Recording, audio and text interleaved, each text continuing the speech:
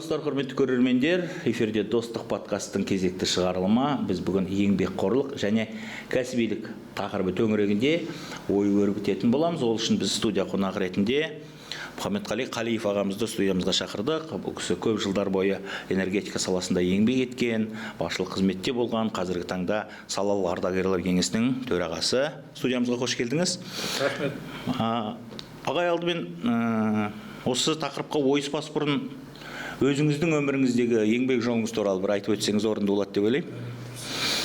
Мен туып өскен жерім Жылой ауданы Қосшағыл кенті. Қосшағылда мұнай газ пішілігі болды ғой. Сол жерде туып өстім. Сол жерде 11 жылдық мектепті бітірдім. 1965 жылы мектепте жақсы оқыдым, күміс медальмен бітірдім. Содан кейін энергетика ең әуелі Саратов қаласындағы политехникалық институттың энергетика факультетіне түстім. Электронный техника деген мамандыққа.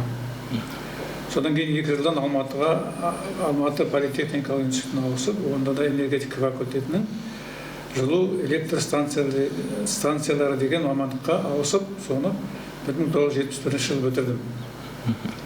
Бітірген бойда осы Атырау, бұрынғы қазір Атырау қаласына жолдамамен Атырау жылу электр орталығына келдім жұмысқа. Жұмысты әуелі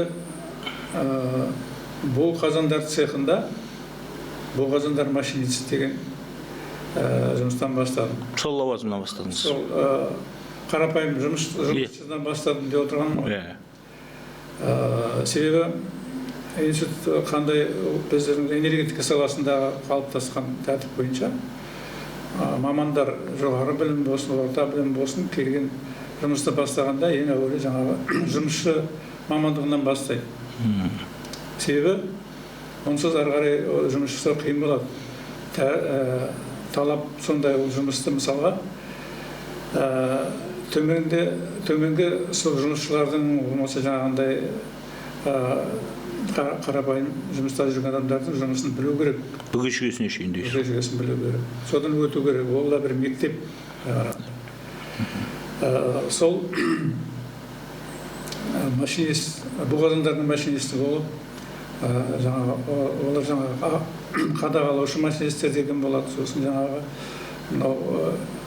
басқару пультінде отыратын машинист болады. Одан кейін аға машинист деген болады. Солардың бәрінен өтіп, 2 жылдан кейін ауысым бастығы болдым. Ауысым бастығы деген жаңағы инженерлік техникалық мамандықтардың төменгі сатысы ғой енді. Басшылықтың төменгі сатысы деп аталады. Ауысым бастығы болмаса мастер дейді, жаңа шебер дейді. Сол ауысым бастығы болып, сол менің жаңа инженерлік жұмысым ауысым бастығынан басталды. Ол ауысым бастығы болып 3 жыл жұмыс жасадым.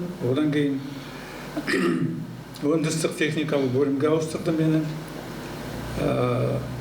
Онда аға инженер болып, содан кейін бөлім бастығы болып істедім. Өндірістік техникалық бөлім деген сол электростанцияның бүкіл технологиясын, бүкіл жұмыстардың тәртібін, режимін, қондырғылардың, құрылғылардың жаңағы құрамын бақылап отыратын, соған жаңағы бағыт беретін бөлім, негізгі бөлім. Одан кейін 3 жылдан кейін бас инженер болдым жылу электр орталығында. Ол енді бас инженер деген басшылық емес. Әрине. Онда жасадым 3 жыл.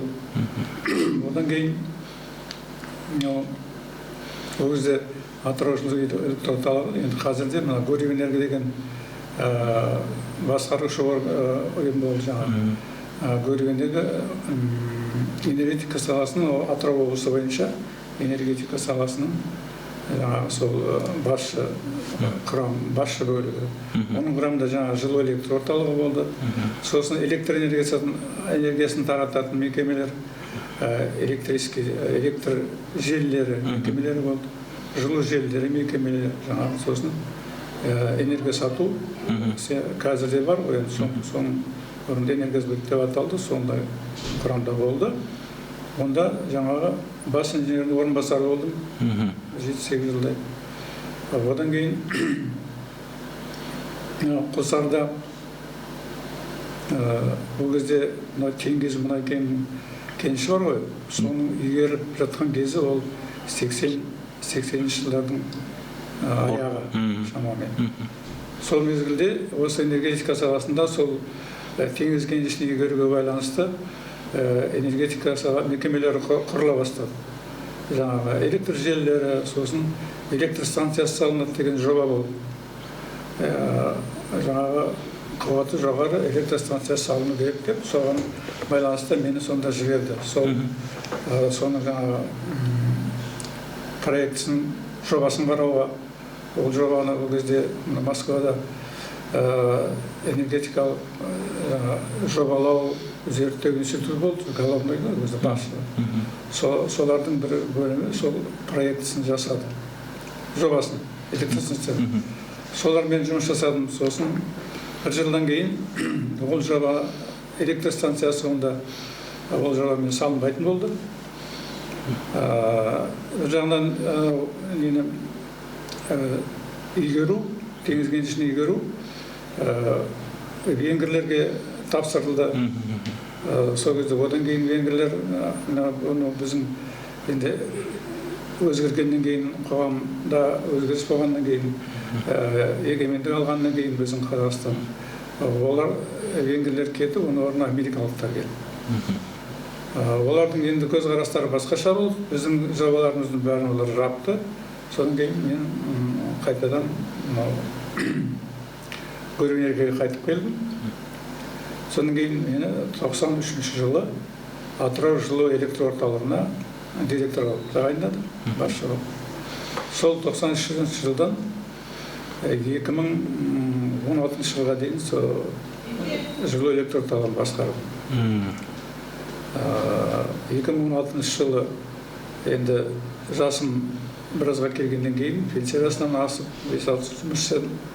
Басшылыққа рахметімді айтып, олар мені көмекшілік кеңесші. Жаңадан тағайындалған президенттікке кеңесші қылып тағайындады. Сонда 4 жыл жасап, 2020 жылы жалпы жұмысымды аяқтадым. Содан бері қоғамдық жұмыспен айналысам, жаңағы өзім айтқан сол ардагерлер кеңесін құрып, энергетика саласы кәсіпорындарының ардагерлер кеңесін құрып, бүгін сол жұмыспен айналысамын. Рахмет. Енді еңбек жолыңызға қарап отырсақ, былайша айтқанда өзіңіз айтқандай, осы басшылық қызметке жеткенше, осы саланың әр түкпірінде, әр бағытында ең төменгі сатыдан бастап еңбекке араласқан екенсіз. Қазіргі таңда енді бұл өте сирек кездесетін жағдай. Қазіргі қарап отырсаңыз, сіз себебін де айтып отырсыз, белгілі бір межеге жету үшін араларында 2-3 жылдан уақыт. Қазіргі таңда енді кейбір басшылық қызметте жүрген азаматтардың өмір баянына қарайтын болсаңыз, 1 жылда 2 лауазымға қол жеткізіп, сөйтіп жоғарылап отырғандар ғой. Сіз енді басшылық қызметте болдыңыз, кеңес үкіметінің тұсында да болдыңыз. Мынау әбден тоқырау жылдарына тап келген екен, ең алғашқы директорлігіңіз. Одан кейін мынау тәуелсіздік жылдарының аяққа нық тұрған 2000 жылдардан кейін де жұмыс жасадың.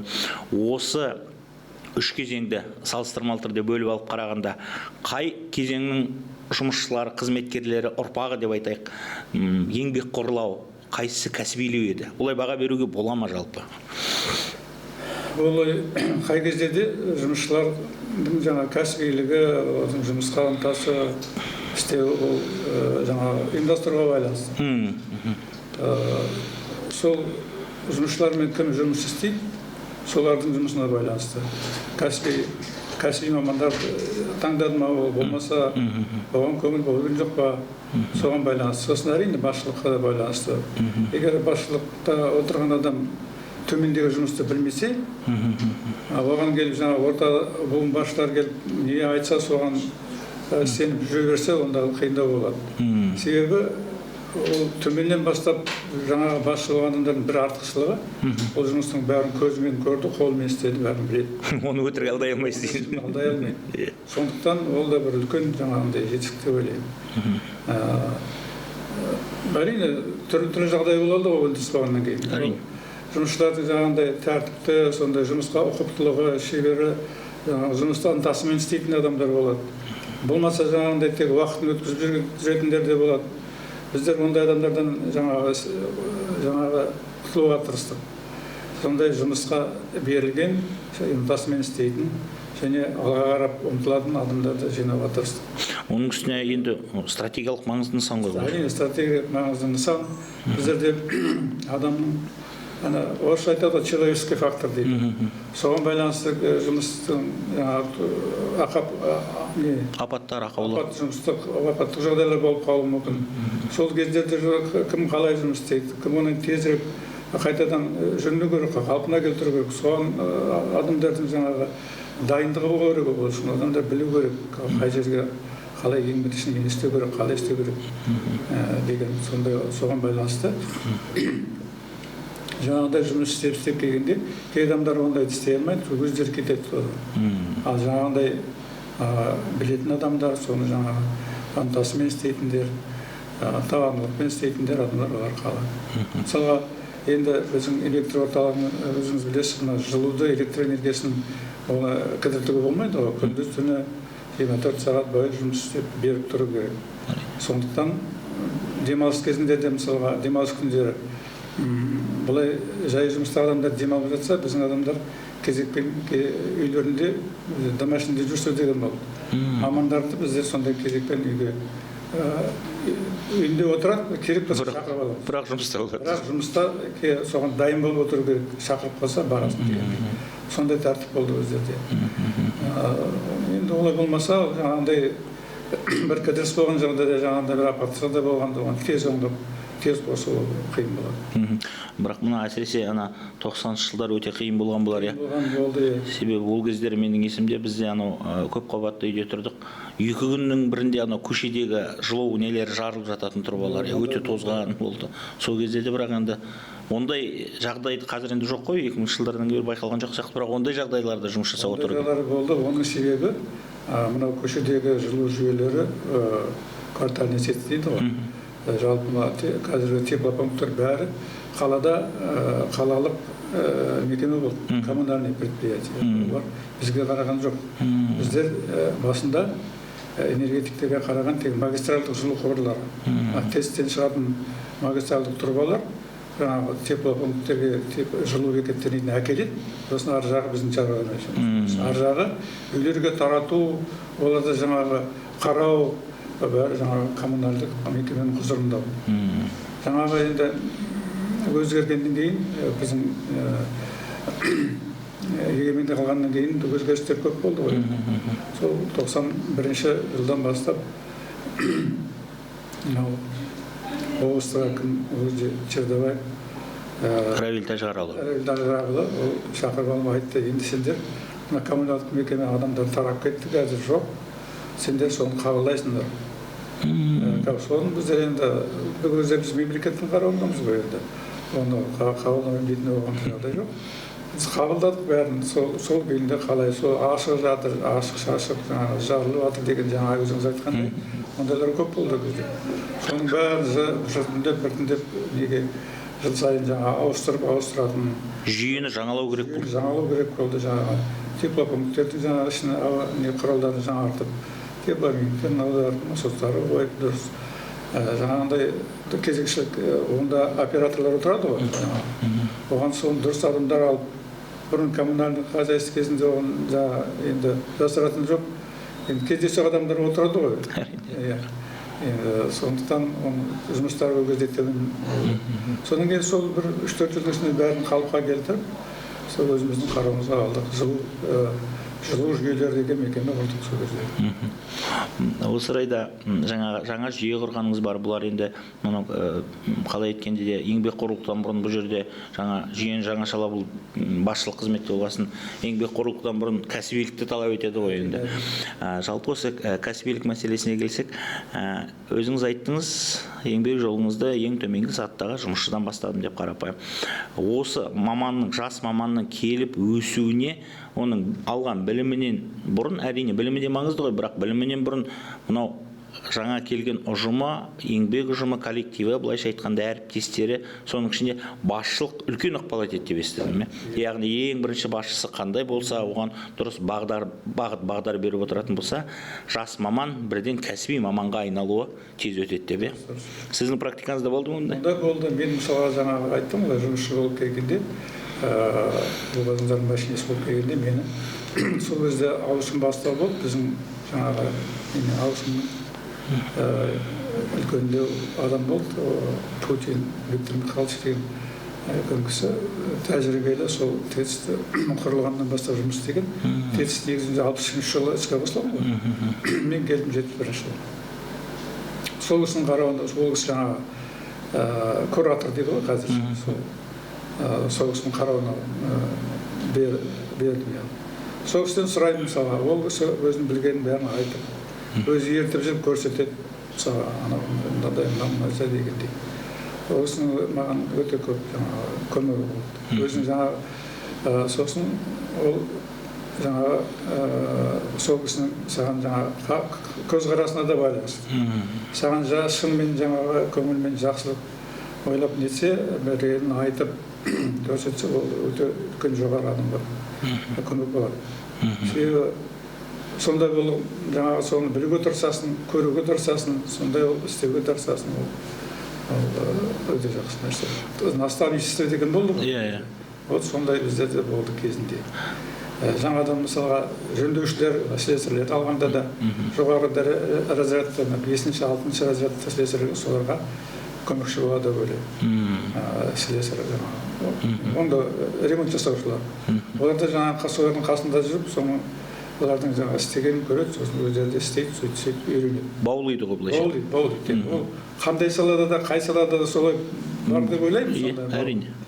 Онсыз болмайды ғой. Өзіңіздің шәкірттеріңіз болды ма, біраз? Өзімнің шәкірттерім болды. Өзім шәкірттерім енді келе-келе бәрі де жаңа басшылық жұмыста болды. Цех басқарды. Болмаса бас инженерге көтерілді, басқа біздің мекемелерге ауысты, соның бәрі. Енді көп адам мен енді қазақша айтқанда қолымнан өтті деп отырады. Ең басты жұмысшыларыңызға, шәкірттеріңізге, қол астыңыздағы қызметкерлерге қоятын ең басты талабыңыз қандай еді? Ең басты талап ол өзінің жұмысын жақсы білу керек. Алдымен. Өзінің алдымен ең бірінші талап өзінің жұмысын жақсы білу керек, сосын жаңағындай еңбекқор болу керек, еңбек керек, үйренуге тырысу керек. Сонда болу керек. Мен барлық оперативтік жиналыс болды, оперативный сервис. Сонда бәріне де айтамын. Цехтардың бастықтарына да, бөлім басшыларына да айтамын. Ең әуелі адамдарға қарауларын керек. Жұмысқа ынтасы қалай? Ынтамен істей ме, әлде жаңағындай тек жүрдің бәрін істей ме? Оларды жаңағы тәрбиелеу керек, көрсету керек. Жаңағы ақ-қара деп бөлмеу керек. Жұмысты ең бірінші талап жұмысқа қатынасы, жұмысты қалай істейді, қалай біледі, қалай игереді. Біреулер тез игеріп кетеді, біреулер жаңағы кішкене кештеу, соның бәріне қарау керек. Біреулерге бағыт көрсетсеңіз жеткілікті, біреулерді жетектеп отыру керек. Сондай. Ал енді мына қазіргі негізінен енді осы бағытта жұмыс жасайтындар, анау басшылық қызметтегілер енді жоғарғы білім алып, институттардан техникалық, политехникалық институт өзіңіз айтқанды бітіріп келсе, бұл орта деңгейдегі жаңағы бастапқы жұмысшы слесарьлар, олар кәсіптік техникалық білім алады ғой негізінен. Осы орайда біздің өңірдегі кәсіптік техникалық білім беру мекемелері жеткілікті дәрежеде кадрмен қамтамасыз етіп отыр ма? Энергетика саласын. Энергетика саласында олар ондай мамандық болған жоқ, кәсіптік техникалық. Кәсіптік техникалық училищелер болды. Біздер соларды аламыз, бірақ өзіміз оқытамыз. Олардың ішінде жақсы мамандар шыққан ба? Қазірде жоқ па колледждер энергетика? Колледждерде бір мезгілде ашты, құрылыс колледж бар. Энергетика және құрылыс. Олар ашты. Олар өзінің басшысы маған келіп, жолы жаңағындай бірге жұмыс жасайық, біздің арада балдарға да оқытуға, үйретуге көмектесіңіз деп келді маған. Оны біз жасадық мезгілде. Біздерге жібереді жаңағы 5-6 бала. Біздер үйретуге тырысамыз, цехтарға жібереміз. Бірақ ол балдардың енді көпшілігі, кейбіреуі бірен-саран, бір-екеулері тоқтайды, қалғандар кетіп қалады. Шетелдік компаниялар. Шетелдік компаниялар бар, сосын олардың жалақылары жаңағы соңғы кезде жалақыға қарайды ғой. Әрине. Ол жалақыны көбейтпесе қиын болады. Тоқтамайды көп. Бұрын сосын мен ойлаймын, бұрынғы кезеңдегі жаңа кадрлардың мысалы тоқтауы керісінше бұрын енді кеңес үкіметінің тұсында жеке компаниялар болған жоқ қой, жеке меншік.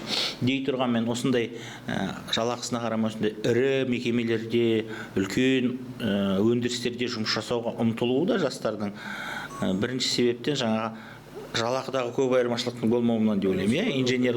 Инженерлік техникалық құрамның өзі айыр кетсе жарты жалақы көп алған болар слесарьдан. Кейде слесарлар көп алып қойып жүрді. Бұл да көп шешуші фактор ғой негізі былайша айтқанда. Ал былай енді бізде көп салада өкінішке орай солай қалыптасып отыр. Еліміздің көп саласында кадр тапшылығы анық байқалады. Энергетика саласында қалай бізде? Энергетика саласында да енді тапшылық болды кезінде. Мынадай мезгіл болды. Мынау Теңгешевройл сияқты мұнай өңдеу зауыты бар. Солардың жалақылары бізден көп. Біздің көп мамандар соларға кетіп қалды. Тәжірибелі мамандар олар бізден жақсы үйренеді, тәжірибе алады, жоғары не алады, олар жаңағы өздері шақырып алады, алып кетеді. Сол кезде біздер енді мәжбүр болып сондай бір мезгіл болды мысалға, жалпы келген адамның бәрін алдық, 10-15 шақты адам алып оқытып өзіміз. Қайттан тәрбиелеу. Тәрбиелеп, оқытып, көрсетіп дегендей сондай неге тәртіпке кешті. Онсыз болмайтын болды. Текучесть дейді ғой. Сондай мезгіл болды көп. Қазір жағдай тұрақталды. Қазір жағдай енді тұрақты. Болады ғой текучесть. Әрине. Үлкен мекемеде оның үстіне. Негізгі мамандар қазір тұрақталды. Костяк дейді ғой. Қай деңгейде де сондай негізгі бір костяк құрам бар. Құрам болады. Солар ұсталса, мықты болса, онда ауыз түйіс болады ғой. Үлкен мекеме ғой қалай екен. Жалпы енді өзіңізден қалай еткенде де бұл сұрақты қою керекпін деп ойлаймын, өйткені өзіңіз энергетиксіз көп жылдық және тәжірибелі осы саланың жілігін шағып майын ішкен адамсыз. Қазіргі таңда енді ең үлкен қоғамдағы түйткілді ел аузында жүрген мәселелердің бірі бұл атом электр станциясы құрылысы. Осыған байланысты өзіңіздің ойыңыз қандай? Бұл атом электр станциясы бізге шынымен қажет пе? Бұған бізде мұқтаждық бар ма? Әлде болашақта туындауы мүмкін бе? Бізде электр энергиясына қазірдің өзінде мұқтаждық бар. Мұқтаждық осы бір 2-3 жылдың ішінде пайда болды. Оған дейін мұқтаждық болған жоқ. Оның себебі не? Мынау 90-шы жылдардың басында көптеген өндірістік мекемелер тоқтап қалды. Содан кейін бұрынғы құрылған жаңағы қуат көздері олар артық болып қалды. Мысалға жылу электр станцияларының энергетика жағынан негізгі өндірістер Павлодар облысында, Қарағанды облысында, сол орталықта ғой. Олардың жаңағы екі бассыз электр станциясы салынды біздің. ГРЭС 1, ГРЭС 2. Олардың негері босап жартылай қуаты. Сол кезде мысалға 90-шы жылдың, 80-шы жылдың аяғында, 90-шы жылдың басында бізде электр энергия өндіру 91 миллиард киловатт сағат болды. Бұл көп қой өте. Көп болды. Сосын енді құлдырағаннан кейін 90-шы жылдың аяғына дейін 50 миллиардқа дейін түсіп кетті мысалы. Шарт есе. Жаңағы 50-90 арасы 40-қа запас артық қуат көп болды. Енді беретін керек ендігіше жыл сайын дамып, өсіп, өркендеп, енді өндіріс өскеннен кейін жаңағыдай электр энергиясын пайдалануды көбейеді ғой. Енді жоғарыда енді кейбір басшылар ойлаған болды, бізде әлі артық қуатымыз бар, бізге онымен жаңағы айналысудың қажеті жоқ дегендей сондай пиғыл болды кезде. 2000 жылдардың басында сонда. Енді қазір жеттік, мысалға жылына біз 2 миллиард киловатт сағат Россиядан сатып аламыз. Республика бойынша. Қазір жылдық жаңағы пайдалану 90 миллиардтан асып кетті, 92-93. Енді атом энергиясына келетін болсақ, ол қажет нәрсе. Себебі не? Себебі қазір өздеріңіз білесіздер, мына климат өзгеріп өте қиын жағдайлар көп болып жатыр. Су тасып жатыр, болып жатыр, жерде су тасу дейтін баяғы заманда тек көктемде болатын нәрсе ғой. Қазір жаздың ортасында қыста да су тасады, ол да енді масқара былай. Оның бір себебі мынау біздер электростанциялар, біз жылу электростанциясы деп аталамыз. Біздің пайдаланатынымыз органикалық отын, көмір, газ, мазут, сондай. Олар органикалық отын, олар жаңағы жанғаннан кейін атмосфераға көп мөлшерде көміршқыл газ шығады. Көміршқыл газ ол зиянды нәрсе. Ауаны ластайды бір, екінші жаңағы озон қабатын бүлдіреді. Озонның бер жағында қорғауыш қабаты бар. Соны бүлдіреді, содан кейін жаңағы озон күн сәулесі ультракүлгін тіке түседі. Ультра сәулелер тікелей түседі, ол жаңағы өте ыстық күйдір жүйелі. Сондай, соған байланысты. Сондықтан енді органикалық отынды пайдалануды азайту керек. Бізде бір кез бастама көтерілді ғой, жасыл экономика, жасыл энергетика. Жасыл энергетика деген жаңағы су менен электростанция болмаса жаңағы күн, жел. Олардың қуаты тұрақсыз, ол жаңағыдай базалық энергия бере алмайды. Және олардыға эксплуатациялауда өте қымбатқа шығады дейді, қондыру қымбатқа шығады. Енді атом электростанция өте дұрыс нәрсе, оны ертерек бастау керек бізде негізінде. Ол туралы 10 жылдан бері айтылып келе жатыр. 10 жыл мен білуімше сөйлемдеді. Бірақ енді түрлі жаңағы себептермен кешеуілдеп келе жатыр. Қазір енді мысалға тығырыққа тіреліп келе жатырмыз деуге болады. Атом энергиясын пайдалану керек. Ол кездегі мысалға кейбір қазір адамдардың есінде Чернобыль атом электростанциясында болған жағдайлар. Жапонияда, Фукусима болды. Қазіргі істеп отырған жаңа блоктар, олар өте жоғары деңгейде, солардың бәрі ескеріліп, болған бәрі жоғары деңгей, қауіпсіздік жағынан жоғары деңгейде жасалып жатыр. Мысалға Россия, Түркияда жасалып отыр. Қуаты 4000 мегаватт электростанция, атом электростанция салып жатыр. Олар өздері салады, өздері жаңа эксплуатация жасайды, өздері сатады сондай. Енді бізде былай қарасаңыз қорқатындай да көп үрей туғызатындай да енді себеп болуы мүмкін, бірақ үміт ұялататын да жағдай бар. Ол мынау іргемізде тұрған атом электрокомбинаты МАЭК, ол да жұмыс жасап келді. Қателеспесем, быстрый нейтрон 350 ма солай деп аталады. Енді қазір ол бәсеңсіздік қалпында, бірақ сол бәсеңсіздік қалпының өзіміз қалыпта ұстап отыр ғой енді. Өзіміздің мамандар және оны ұстап отқан.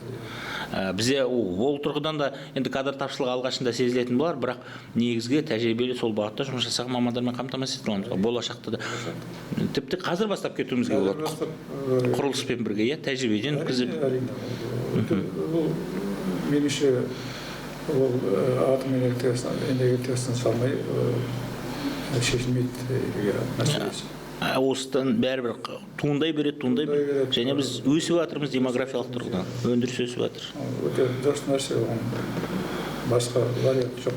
Мысалы енді әрбір қосылған үлкен өндіріс орны ол қосымша электр қуатын талап етеді. Біз оны сатып алып отырмыз шетелден былайша. Осы орайда ой бөліскеніңізге рахмет айтқым келеді. Жалпы қазіргі мынау білім алып жатырған, жұмысқа жаңа кірісіп жатырған, енді оқуға түсуді ойлап жүрген жастарға өзіңіздің парасат биігіңізден, тәжірибе биігіңізден қандай бір ақыл айтар едіңіз? Кәсібилік, еңбек қорлық жолында алдымен неге мән берген дұрыс? Алдымен енді жастардың қызығушылығын ояту керек мамандыққа, мамандық игеруге, тәрбие жағы. Мысалға, тәрбие қазақта жаңағындай нақыл сөзі ғой, тәрбие тал бесіктен деген. Бала күннен, кішкентай күннен еңбекке баулу керек жастарды, балдарды. Содан кейін өсе келе таңдайды ғой, таңдағанда дұрыс бағыт беру керек. Енді әке балаға сыншы дейді ғой. Әрине. Ол да бар мысалға. Әркім бала өзінің балдарының жағдайын біледі ғой. Қандай ынтасы бар, қандай нәрсеге бейім дегендей. Сол бойынша баланы алға ұмтылуға жағдай жасау керек.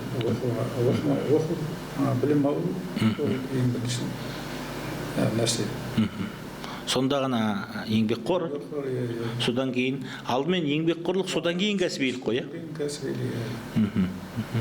Рахмет, біздің студиямызға келіп, осы тақырып төңірегінде өз тәжірибеңізбен бөлісіп, ойыңызды ортаға салғаныңыз үшін көп-көп рахмет айтамыз. Осылай өзіңіздің салалық ардагерлер кеңесінің төрағасының жұмысына сәттілік тілейміз. Осылай жастарға беретін ақылыңыз, бөлісетін тәжірибелеріңіз әрқашанда мол болсын. Сіздерге қарап, бой түзейтін, сіздерді үлгі өнеге тұтатын өскелең ұрпақ арталарыңыздан ере берсін дегім келеді. Көп-көп рахмет студиямызға келгеніңізге. Құрметті көрермендер, біз бүгін еңбекқорлық және кәсібилік тақырыбы төңірегінде ой өрбіттік. Достық подкасттың келесі шығарылымында кездескенше сау саламатта болыңыздар.